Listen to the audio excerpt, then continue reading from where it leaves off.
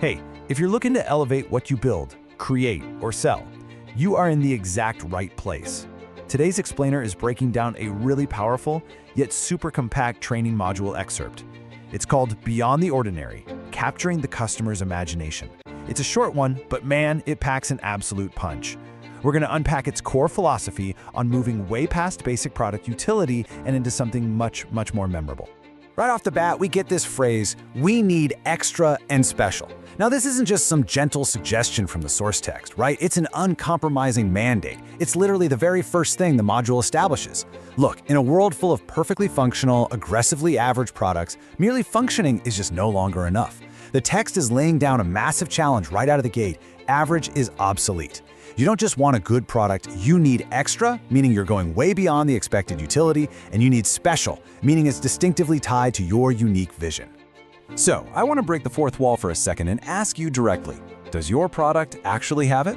Think about whatever you're working on right now. You know, your service, your widget, your software, your latest creative project. Look at it critically. If you strip away all the flashy marketing and the buzzwords, does the core of what you're offering genuinely possess that extra and special quality the text is demanding? Really hold that thought in your mind as we go through this framework.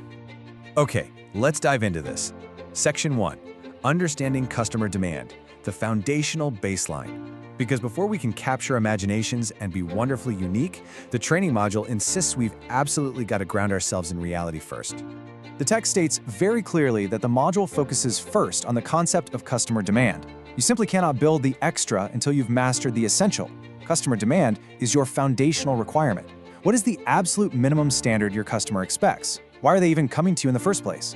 If you don't deeply, intimately understand this basic concept of demand, well, any attempt to be special is just going to feel completely disconnected. Or worse, totally useless. Think of it like this. All the special features in the world won't matter if the basic problem isn't solved. You literally can't put a flashy spoiler on a car that doesn't have an engine, right? You've got to nail the basics to earn the right to be extraordinary. But here is where the source text throws a massive curveball. Welcome to Section 2, the "so what" concept, disrupting the ordinary. Because once you meet that baseline demand, you're going to hit a wall. And that wall is just two incredibly brutal words. So what? The text explicitly calls this out as the concept of so what about your product. I want you to picture your ideal customer looking at your perfectly functional demand-meeting product, shrugging their shoulders and saying exactly this, so what? Ouch. It is the terrifying sound of customer apathy. They've seen it before, it does the job, sure, but they simply do not care.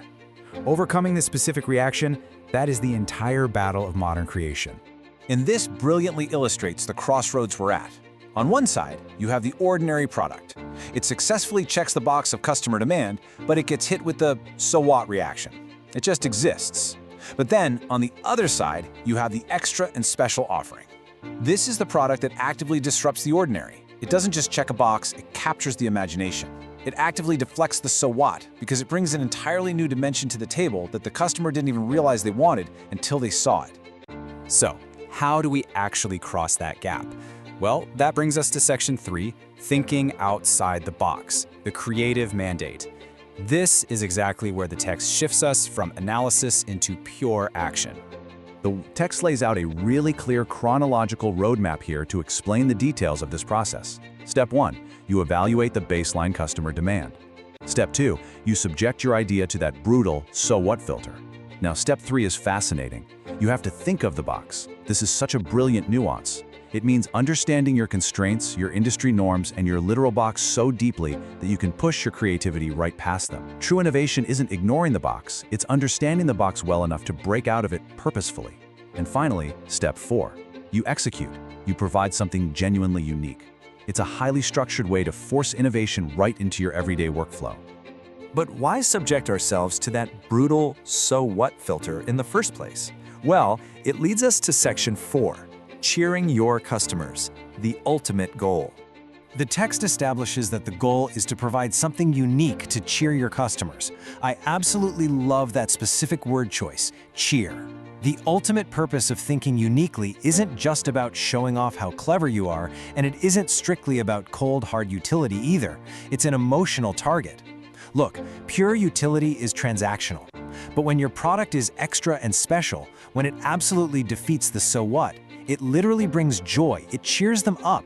It transitions the relationship from a simple transaction into a genuinely positive emotional connection. And honestly, that is what actually builds long-term loyalty.